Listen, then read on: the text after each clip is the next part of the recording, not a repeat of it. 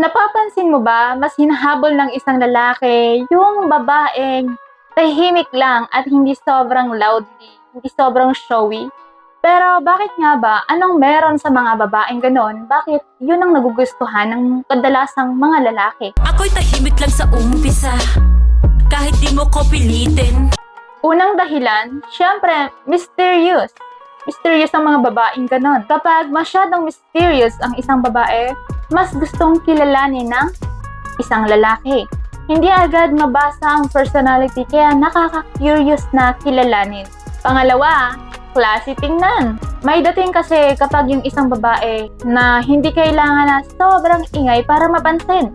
Simple pero elegant kaya mas napapansin sila.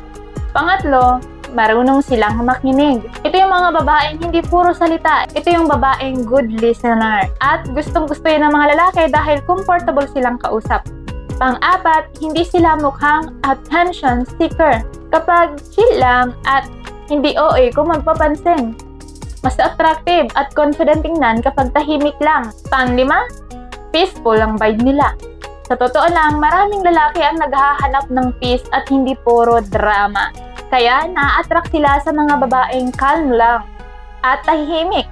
Tandaan, hindi mo kailangan baguhin yung sarili mo para magustuhan ka ng isang lalaki. At hindi naman lahat ng lalaki ay gusto ng babaeng tahimik. Meron din lalaki na gusto yung loudy, diba? Iba-iba naman ang gusto ng isang lalaki. Kung ano ka, ipakita mo kung ano ka. Just be yourself. At kung may magkakagusto sa'yo, piliin mo yung gusto ka talaga. Kaya kung isa kang tahimik na babae, calm, huwag mong ikahiya at huwag mong isipin na boring ka. Dahil dyan ka napapansin ng ibang tao, hindi lang lalaki, ng ibang tao. Ikaw, agree ka ba na attractive ang babaeng tahimik lang? Comment down below kung ano yung masasabi mo sa video natin ngayon. Huwag kalimutang mag-like, mag-share, at mag-subscribe para lagi kang updated sa ating mga latest video.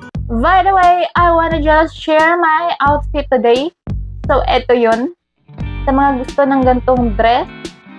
So, eto din yung sing-sing, analog watch, at braided bracelet for the lucky. So, kung ano yung looks ng dress, so ganito yung looks niya. May ribbon siya sa likod. Ayan, ganyan siya pag nakatalikod. And eto naman siya, at ganito kapag nakaside. Depende yan sa size. So, eto, ang size nito ay medium. So, pwede siyang fitted. Pwede siyang fitted. Lalagyan mo lang dito yung ribbon na nabibili, diba? Sa size naman yan, pero ganda talaga yung ano niya, yung looks niya. So, kung gusto niyo nito, andyan lang yan sa basket. Check out na!